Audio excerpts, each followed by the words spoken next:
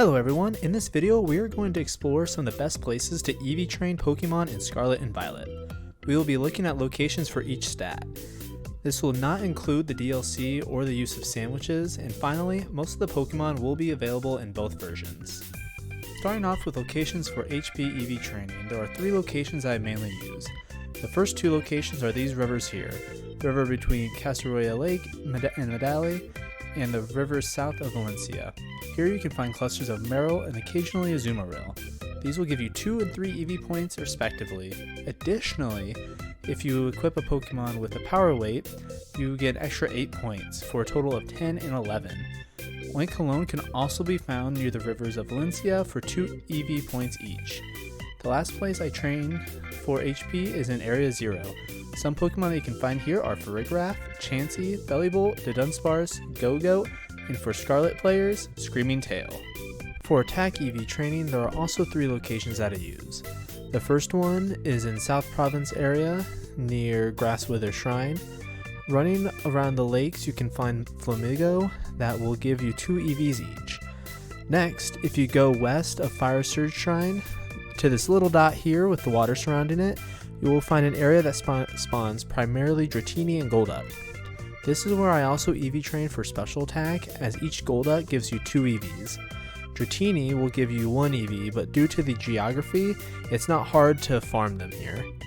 Lastly, EV training for attack is easy to do in the Area 0, as you can find Braviary in both games, and Slitherwing, Brute Bonnet, Roaring Moon, and Great Tusk in Scarlet, and Iron Hands, Iron Thorns, and Iron Valiant in Violet.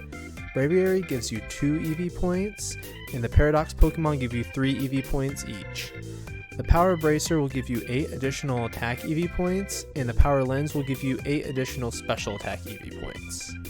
For defense, I've only been able to find one spot that consistently spawns defensive EV Pokemon. Just south of Groundblight Shrine is a river. Along this river, Fortress frequently spawn. Each one is worth 2 EV points. You do have to worry about Sturdy and Explosion when farming them. So I recommend Skeletor and Ceruledge to take them out, as fire type attacks are 4 times super effective, and you don't have to worry about taking damage from Explosion. Additionally, Earthflame Ogerpon can also be used, as Mold Breaker can bypass the Sturdy. The Power Belt will give you 8 additional points per Pokemon.